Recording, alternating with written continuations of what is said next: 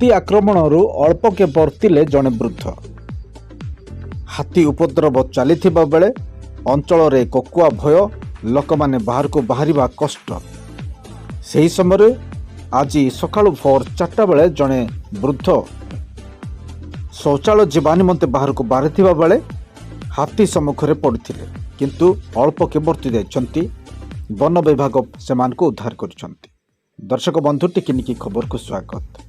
ଦର୍ଶକ ବନ୍ଧୁ, ଖବରକୁ ସମ୍ପୂର୍ଣ୍ଣ ଭାବରେ ଦେଖନ୍ତୁ, ଅଧିକ ସେୟାର କରନ୍ତୁ। ଗୁଟୁଗୁଡ଼ା ଅଞ୍ଚଳରେ ଆପଣମାନେ ଛବି ଦେଖୁଛନ୍ତି, ଯାହାକି ଘୁଦେଗିରି ଥାନା ଅଧୀନରେ ଥିବା ଏହି ଗୁଟୁଗୁଡ଼ା ଅଞ୍ଚଳରେ ସକାଳୁ ସକାଳୁ ଏହି ଛବି ଆପଣମାନେ ଦେଖୁଛନ୍ତି।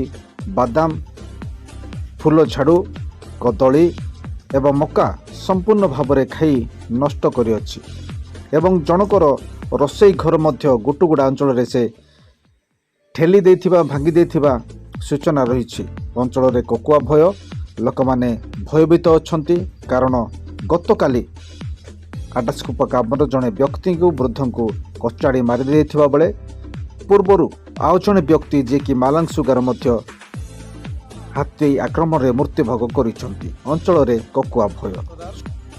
ଗ୍ରାମ ଗୁଟୁଗୁଡ଼ା ରାତି 9ଟାରୁ ଆସିକି 10ଟା ପର୍ଯ୍ୟନ୍ତ ରହିଲେ ହାତୀମାନେ। ଫସଲ ନଷ୍ଟ କରି ବାଦାମ ଆଉ ମକା ନଷ୍ଟ କରି ଖାଇଦେଲେ। କଦଳୀ ଗଛ ଗୋଟିଏ ହାତୀ, ଦନ୍ତା ହାତୀ ଆସିକିନା ସବୁ ନଷ୍ଟ କରିଦେଲେ। ତାପରେ ଆମେ ଭୟଭୀତ ହେଇକି ଘର ଭିତରେ ରହିଲୁ। ଆଉ ଡିପାର୍ଟମେଣ୍ଟ ବାଲା ସେମାନେ ଉପରକୁ ସେ ଗଡ଼େଇ ନେଲେ। କ'ଣ ଆଜ୍ଞା, କେତେ କାଲି ଯାଇକି ରେଞ୍ଜର ଅଫିସ ଯାଇକି କହିଲୁ, କେତେ କ'ଣ ଦାବି କରିଥିଲୁ। ପୁଲିସ ପ୍ରଶାସନ ତ ଆମକୁ ଉଲ୍ଟି ଲାଠିଚାର୍ଜ କରିକିନା ଡରେଇକି ଛାଡ଼ିଯିବାକୁ କହିଦେଲେ। ସେତ ଦାବି, ସେଇଟା ଗାଁଟା ଆମ ଗାଁଠୁ ଯେମିତି ବାହାର করে ସେଟା ଆମର ଦାବି ଥିଲା। ତଥାପି ତାଙ୍କ ପ୍ରଶାସନ କିଛି ଶୁଣିଲେନି। ଆମର ଗାଁକୁ ଆସିକି ଆମ ଘର ଭଙ୍ଗାଭଙ୍ଗି, ତା ସହିତ ସବୁ କ୍ଷତି କ'ଣ କରିଦେଲେ। ଆମର ଫସଲ ନଷ୍ଟ ପାଇଁ ଆମକୁ କ୍ଷତି ଦିଅନ୍ତୁ, ଏଟା ହିଁ ଆମର ଦାବି।